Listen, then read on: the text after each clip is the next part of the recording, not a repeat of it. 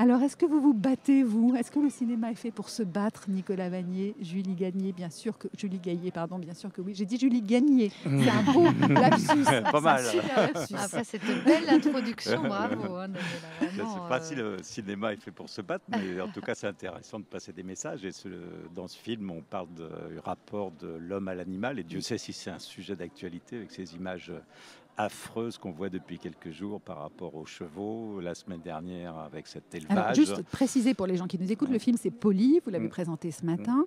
Et Polly, c'est l'histoire d'une petite fille et d'un poney, une amitié qui se noue après que cette petite fille ait quitté la capitale avec sa maman, incarnée par Julie Gaillet, pour se rendre dans un petit village du Gard où elle est plutôt mal accueillie par des petits enfants qui considèrent qu'une Parisienne, on ne joue pas avec une Parisienne. Et puis qui va finalement trouver la solidarité des enfants grâce à un combat, encore une fois, commun, qui est celui de sauver ce petit poney qui est maltraité dans un cirque d'ailleurs tenu de main de maître par un très très méchant personnage qui est incarné par Patrick Timsit. Donc c'est votre combat, hein, Nicolas Vanier, quand même, depuis longtemps. Si on regarde votre filmographie, l'homme et l'animal, les enfants et les animaux, ça fait vraiment partie d'un combat. Oui, mais alors, contrairement à ce que vous citiez tout à l'heure, c'est un combat qui n'est pas gagné. Aucun combat n'est gagné. Là. Très loin d'être gagné, puisqu'on est au cœur de la 6e plus grande extinction d'espèces. Et j'en passe et des meilleurs. Bon, donc voilà, même si j'ai pas la prétention de pouvoir changer le monde avec un film, c'est vrai qu'on aime faire passer des messages. Et en l'occurrence, puisque Julie est à côté de moi, c'est vrai que dans ce film, parmi les messages aussi qui m'ont fait plaisir de faire passer, et encore plus avec Julie, c'est effectivement cette femme qui dit au début du film, oui, je sais, les femmes ne doivent pas voter, ne doivent pas penser, ne doivent pas conduire.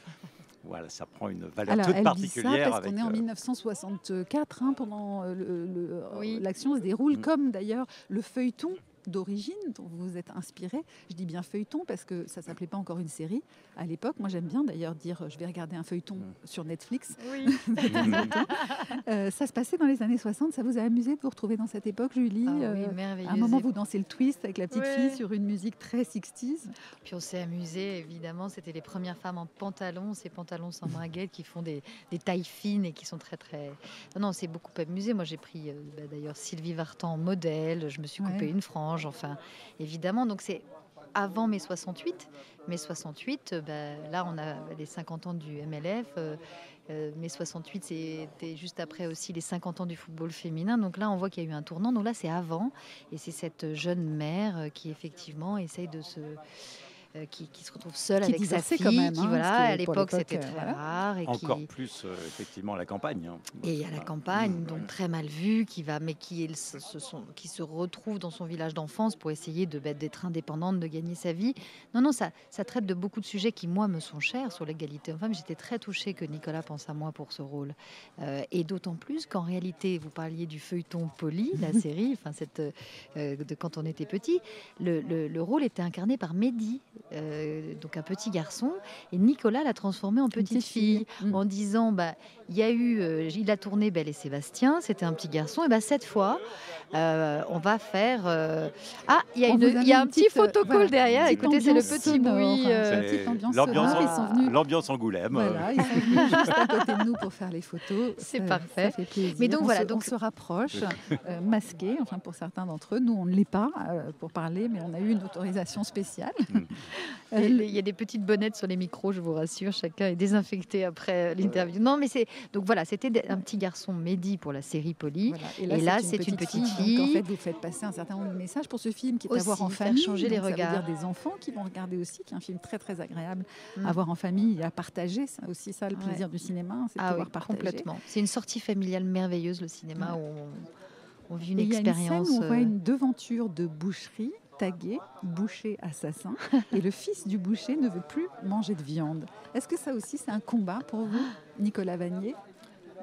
Le combat, il est face notamment au réchauffement climatique, à la disparition dramatique de la forêt amazonienne. La forêt amazonienne, c'est en grande partie le soja. Le soja, c'est de la viande. Donc on sait aujourd'hui que pour lutter contre le réchauffement climatique, pour lutter contre la déforestation, un des leviers qu'on peut actionner, et assez facilement, c'est de ne manger un peu moins de viande, 1 ou 2 fois par mois, et surtout de choisir de manger de la viande locale. Et donc, et c'est de dire au-delà de ça qu'effectivement le consommateur a un rôle essentiel à jouer, parce que c'est vrai que j'entends trop souvent les gens me dire « Ah oui, il faut que l'État fasse ceci, fasse cela ». Mais le consommateur a un poids absolument considérable. Il peut effectivement pénaliser tous ces produits qui sont énergivores, coûteux à l'environnement, qui détruisent la mer, les forêts, la planète d'une façon générale, pour favoriser à l'inverse tous ceux, et ils sont de plus en plus nombreux, qui sont respectueux de l'environnement. C'est ce qu'on a fait sur le tournage de Polly avec beaucoup de réussite, et c'est très intéressant de... Oui, parce que c'est la première fois que je vivais un tournage éco-responsable. Alors, je ne sais pas si vous connaissez, mais vraiment, c'était une cantine locale avec des produits locaux. Pas de bouteilles en plastique, pas de bouteilles. Quand je suis arrivée pour faire la promotion avec Nicolas, j'ai eu ma gourde, parce que j'étais arrivée avec ma petite bouteille en plastique. Il me dit, mais je vais t'offrir une petite gourde. Et on avait des gourdes. Et en même temps, même de réfléchir aux chefs de poste qui se posent des questions sur comment peut-être polluer moins. Ils ont beaucoup réfléchi. Ça, c'est la première fois que je voyais ça avec des décors. Donc, Nicolas est très engagé là-dessus. Et moi, ça m'a donné un autre regard. Donc, maintenant, je mange de la viande, de la limousine de Corrèze, au hasard. Alors là, ça repart. Donc, on a une petite donc le monde protocole derrière nous. Le nouveau monde commence à Angoulême. Je mange maintenant de la viande de Corrèze, de la limousine locale, voilà, avec des éleveurs. De la viande de Corrèze. Je ne sais pas de quel type de viande vous parlez. La limousine. Ah oui, c'est la meilleure. Parce que ça peut être pris autrement de votre part. Manger de la viande de Corrèze. Ah bon? Faudrait pas trop la dévorer trop crue. Julie, vous êtes engagée dans votre boulot de productrice aussi. Quels sont vos prochains projets ? Oula, mes prochains projets, c'est un film que je présente ici. Il y en a même 2. C'est ce qui était aussi très touchant, parce que voilà, ça se fait comme ça, c'est des rencontres. Mais c'est Antoine de Maximi, qui est un grand copain de Nicolas Vanier, qui est présent aussi ici avec un film. J'irai mourir chez vous. Voilà. Après, j'irai dormir chez vous. C'est J'irai mourir dans les Carpates, qui présente lundi matin. Voilà, un personnage un peu en dehors de la boîte. C'est vrai que comme productrice, j'aime bien produire des choses où se mélangent les genres. Et puis un documentaire sur le football féminin. Je parlais des 50 ans du football féminin cette année, qui me tient à cœur. Dimanche, l'OL va jouer à 20h contre le Bayern. Donc les féminines, peut-être que l'équipe féminine va faire ce que les hommes n'ont pas réussi face à l'Allemagne. Dimanche soir, finale de la Champions League. Donc moi, j'y serai à 20h, et elles viendront, toute l'équipe de l'OL, avec Jean-Michel Aulas, mardi, présenté au CGR à 15h le film Les Joueuses. Super. Voilà. Et j'espère que non seulement elles gagneront, mais qu'en plus, les supporters iront défiler sur les Champs-Élysées dans le calme et la joie et la bonne humeur. Vous allez faire une masterclass lundi avec le chanteur Benjamin Biolay, Julie Gaillet. Alors, de quoi vous allez parler de musique, de cinéma, des deux ? Voilà, de la musique et du cinéma, la musique et l'image. Parce que vous avez lancé un truc absolument génial. Vous êtes sœurs jumelles en fait avec Benjamin Biolay. J'ai bien aimé Sœurs jumelles. C'est un festival que vous lancez à Rochefort. Et dans au lieu de faire en sorte que le masculin l'emporte dans le titre, c'est le féminin qui l'emporte. Vous êtes tous les deux sœurs jumelles. Et évidemment, c'est une référence et un hommage aux demoiselles de Rochefort. Exactement, c'est à Rochefort. Ce sera en juin, fin juin. Marie-France Brière est très sensible à la musique. Et donc ici à Angoulême, il y a toujours une part au ciné-concert, aux musiciens. Dans le jury, il y a Clara Luciani cette année. Et moi aussi, je viens de ce monde-là. Et pendant longtemps, je me disais, il manque d'un endroit de rencontre entre les gens de la musique et les gens de l'image. Mais les gens de l'image de manière vaste. Globale, parce qu'il y a aussi la télévision. La télé, les jeux vidéo, la publicité. Dans les jeux vidéo, l'animation. Il y a beaucoup d'animation ici à Angoulême, le cinéma d'animation, le documentaire. Et donc, tout ce petit monde, peut-être transversal, peut se retrouver pour se parler, se rencontrer, échanger sur des projets.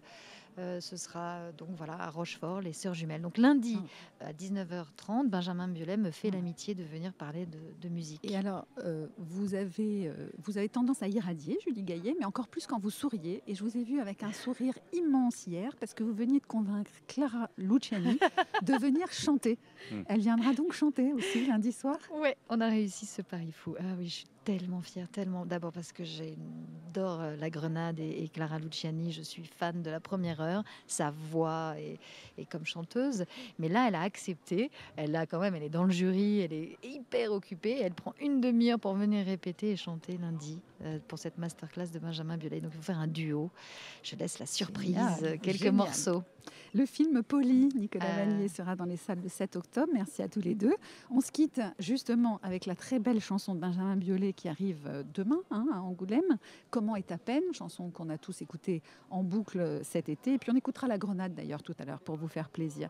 Merci à tous les deux. Dans un instant, c'est Charles Tesson qui viendra nous rejoindre pour parler des films qui sont présents à Angoulême et qui auraient dû être présents à Cannes à la Semaine de la Critique si le festival avait été maintenu. Merci. Merci infiniment.